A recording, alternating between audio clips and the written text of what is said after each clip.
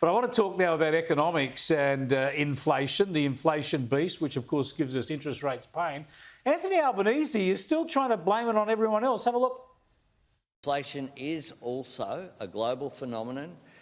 Last night I attended a meeting of the G20 leaders, which began at 11 p.m.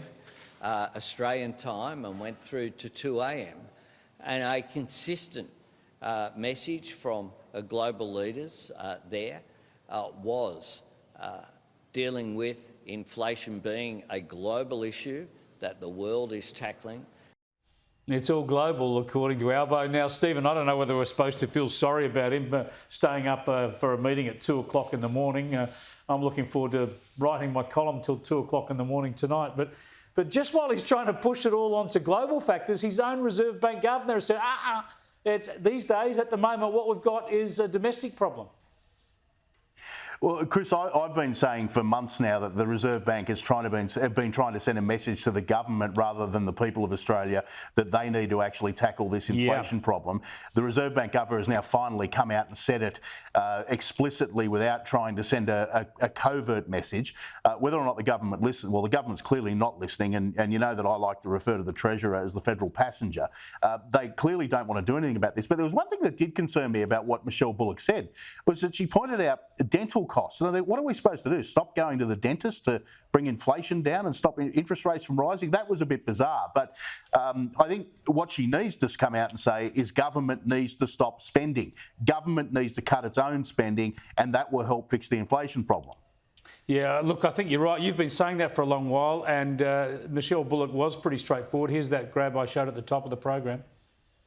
The remaining inflation challenge we're dealing with is increasingly homegrown and demand-driven. Homegrown and demand-driven, that means the government needs to stop pumping so much into the economy, and that includes immigration. Pulling back on immigration is going to help here, right? There's a big bill from that, exactly, but that's an unpopular view that may be sort of swayed towards, you know, them being racist or whatever if they do express that sort of view. Good Lord. I do think it was interesting, though, that Michele Bullock said that people have actually been writing to her, suffering in the cost of living crisis, actually writing personally to us. I'd love to get a look at some of those letters to see what people are actually directly saying to the governor. Yeah, it's fascinating that you sling a letter off to the Governor of Reserve Bank. But why not? She's obviously getting either reading them or getting someone put that feedback to her. Fascinating stuff. I'll tell you one person who's not too worried about the cost of living. That's the former CEO of Qantas. And it turns out that Alan Joyce is in line for an extra $6 million as an exit bonus. This is on top of the $21.4 million he was already slotted to get. And Louise, this is going to mean that over his 10 years in the job, he will have collected $150 million. Not just bad. Extraordinary. Just extraordinary. What if you're one of those 1,700 people who were fired illegally during the pandemic? How would you feel if you're still trying to pay your mortgage, for example, and you can't send your kids to school, you haven't had a family holiday, you can't buy a new car? It just seems like every week there's a new bonus for him, and I don't want to make it personally about him. It's the degradation of our national carrier and the reputational damage globally to Qantas, which really concerns me. I mean, can you imagine that happening in the UK? Like British Airways, the reputation in tatters like that. Yeah, this is the thing. I mean, he did steer the airline through some difficult times, but he did that with an enormous amount of government support. Yes. And, Stephen, he leaves with its reputation in tatters. It's really treated customers really badly over the past 18 months.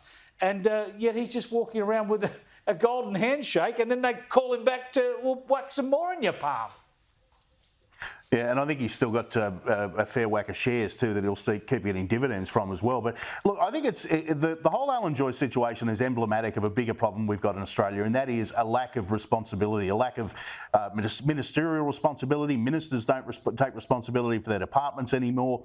People don't take personal responsibility for their own actions. Here we've got a bloke that has trashed the reputation of a company that it was the envy of the world, not just of Australia. Qantas had the best reputation of any corporate anywhere in the world.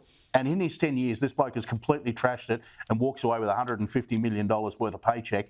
I know he's there to line the pockets of the shareholders, and good luck if he's done that. But the important point you made was that it was a lot of our money that went into doing that. Yeah, absolutely. He's one lucky Irishman is Alan Joyce.